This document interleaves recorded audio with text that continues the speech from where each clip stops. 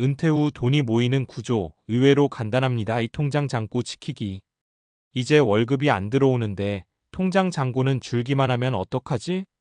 은퇴를 앞두고 있거나 이미 은퇴하신 분들이 가장 많이 하는 걱정이 이거 아닐까요? 젊을 때는 어떻게든 벌면 됐습니다. 부족하면 더 일하고 더 뛰면 됐죠. 그런데 은퇴 후에는 상황이 완전히 달라집니다.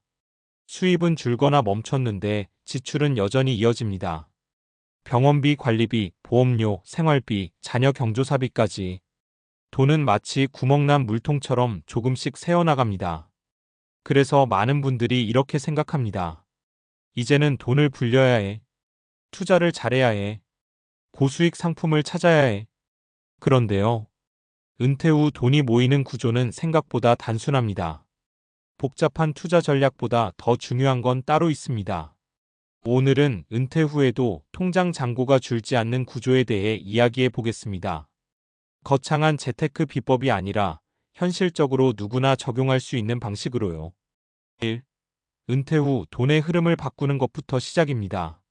현역 시절의 돈 구조는 이렇습니다. 수입 소비 남으면 저축. 그런데 은퇴 후에는 이 구조가 위험합니다. 수입이 고정되거나 줄어들었기 때문에 소비가 먼저 나가면 잔고는 계속 줄어듭니다. 은퇴 후에는 이렇게 바꿔야 합니다. 수입 자동 저축 안전 자산 생활비. 즉, 남는 돈을 저축하는 게 아니라 먼저 지켜놓고 쓰는 겁니다. 이 차이가 정말 큽니다. 2. 사례로 보는 돈이 모이는 구조. 사례 1. 퇴직금 3억 원, 5년 만에 1억이 된 김 씨. 김 씨는 60세에 은퇴하면서 퇴직금과 저축을 합쳐 약 3억 원을 마련했습니다. 이 정도면 평생 쓰겠지라고 생각했죠. 처음 2년은 여행도 다니고 자녀 결혼도 도와주고 차도 한 대 바꿨습니다. 생활 수준은 직장 다닐 때와 거의 비슷했습니다. 문제는 그 다음이었습니다. 연금은 월 120만 원, 생활비는 250만 원. 매달 130만 원씩 원금에서 빠져나갔습니다. 5년 뒤 통장을 보니 2억이 아니라 1억 후반대. 그제야 불안이 시작됐습니다. 김 씨의 문제는 투자 실패가 아니었습니다. 지출 구조를 바꾸지 않은 것이 문제였습니다. 사례 2. 월 연금 180만 원으로 잔고를 지킨 박 씨. 박 씨는 공적연금과 개인연금을 합쳐 월 180만 원을 받습니다. 큰 금액은 아니지만 그는 구조를 바꿨습니다. 연금 들어오면 30만 원은 별도 통장으로 자동 이체. 생활비는 150만 원 안에서 맞추기. 카드 사용 대신 체크카드 사용. 큰 지출은 3개월 전부터 준비. 박 씨는 이렇게 말합니다. 생활비를 줄인 게 아니라 기준을 낮췄다. 결과는 어땠을까요? 3년이 지난 지금 원금은 그대로이고 오히려 비상자금 통장이 1,000만 원 넘게 쌓였습니다. 수입이 많아서가 아닙니다. 먼저 빼놓는 구조를 만들었기 때문입니다. 사례 3. 소액 일거리로 심리적 안정까지 얻은 이 씨. 이 씨는 은퇴 후 완전히 일을 그만두지 않았습니다. 주 2회 동네 도서관 관리 아르바이트를 합니다. 월 60만 원 정도 벌죠. 이 60만 원은 생활비가 아니라 비상통장으로 전부 모읍니다. 연금은 생활비로만 사용합니다. 그는 이렇게 말합니다. 돈보다 마음이 편해졌어요. 내가 아직 현역 같아서요. 결국 돈이 모이는 구조는 단순합니다. 기본 생활은 연금으로 해결. 추가 수입은 전부 저축. 원금은 되도록 건드리지 않기. 이 구조가 만들어지면 통장 잔고는 쉽게 줄지 않습니다. 3. 은퇴 후 돈이 모이는 3가지 원칙. 이제 정리해 보겠습니다. 수익률보다 지출 통제가 먼저입니다. 은퇴 후에는 12% 수익률 차이보다 월 30만 원 지출 절감이 훨씬 큽니다.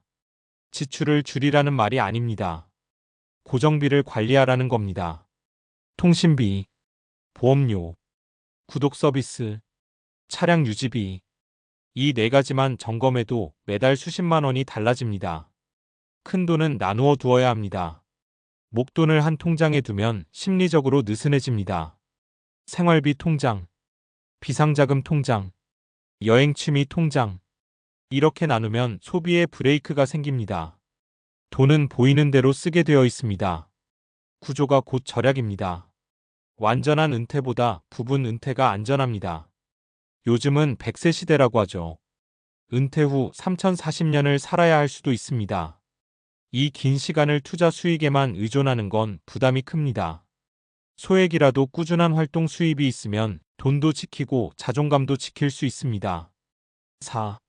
통장 잔고를 지키는 사람들의 공통점. 제가 여러 은퇴자분들을 상담하며 느낀 공통점이 있습니다. 수입을 과대평가하지 않는다. 지출을 낭만적으로 보지 않는다. 이 정도는 괜찮겠지를 경계한다. 그리고 무엇보다 나는 이제 버는 사람이 아니라 지키는 사람이다. 이 마인드를 가지고 있습니다. 이 인식 전환이 정말 중요합니다. 마무리하며 은퇴 후 돈이 모이는 구조는 의외로 단순합니다.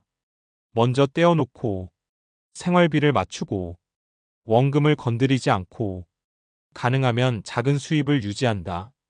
화려한 투자 전략이 아닙니다. 거창한 부동산 수익도 아닙니다. 구조를 만드는 것입니다. 통장 잔고는 능력이 아니라 시스템의 결과입니다. 지금이라도 늦지 않았습니다. 오늘 당장 할 수 있는 일 하나만 정해보세요. 자동 이체 10만 원을 설정하든 보험 하나를 점검하든 생활비 통장을 따로 만들든 은퇴 후의 안정은 큰 돈이 아니라 작은 구조에서 시작됩니다. 돈이 모이는 삶은 생각보다 복잡하지 않습니다. 앞에서 우리는 구조를 바꾸면 돈이 모인다는 이야기를 했습니다. 그렇다면 자연스럽게 이런 질문이 따라옵니다. 왜 우리는 그 구조를 유지하지 못할까? 알면서도 왜 지출이 늘어날까? 여기서부터는 돈 이야기가 아니라 사람의 심리 이야기입니다. 은퇴 후 자산 관리의 핵심은 투자 기술이 아니라 뇌의 작동 방식을 이해하는 것입니다. 5. 우리는 왜 돈을 지키기 어려울까? 뇌의 구조 때문입니다. 행동경제학과 신경과학 연구에 따르면 인간의 뇌는 장기 안정보다 단기 보상에 더 강하게 반응합니다. 특히 중뇌에 있는 도파민 보상 시스템은 지금 당장 얻는 만족에 더 큰 가치를 둡니다. 젊을 때는 이 구조가 큰 문제가 되지 않습니다.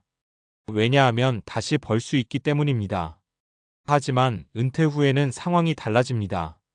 수입은 제한적이고 시간은 길어졌고 건강 변수는 커졌습니다. 그런데도 뇌는 여전히 지금 즐겨도 괜찮아라고 말합니다. 그래서 이런 일이 생깁니다. 퇴직금으로 차를 바꾸고 해외여행을 연달아 가고 자녀 지원을 과하게 하고 필요 이상의 보험을 유지합니다. 이건 의지 부족이 아닙니다. 인간의 기본 설정값입니다. 6. 소득 착각 효과라는 함정. 행동경제학에는 이런 개념이 있습니다. 소득 착각 효과 멘털 어카운팅. 사람은 돈을 객관적으로 보지 않고 이 돈은 여유자금, 이건 공돈처럼 심리적으로 구분합니다. 퇴직금이 대표적입니다. 매달 월급 200만 원은 아깝게 쓰면서도 퇴직금 2억 원은 쉽게 씁니다. 왜일까요? 뇌가 이렇게 인식하기 때문입니다. 월급 노동의 대가 소중함. 퇴직금 한 번에 들어온 돈 여유 자금처럼 느낌. 하지만 경제학적으로 보면 퇴직금은 앞으로 30년을 버틸 월급입니다. 그걸 한 번에 받았을 뿐입니다. 이 인식 전환이 되지 않으면 구조는 무너집니다. 7. 수명 리스크. 우리가 가장 과소평가하는 변수. 통계적으로 기대 수명은 계속 늘고 있습니다. 60세 은퇴라면 90세까지 30년입니다. 30년은 짧지 않습니다.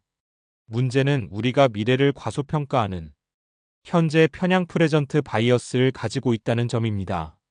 지금의 100만 원과 20년 후의 100만 원을 비교하면 대부분은 지금을 선택합니다. 하지만 은퇴 자금은 지금보다 20년 후가 더 중요합니다. 의학적으로도 70대 이후 의료비는 급격히 증가합니다.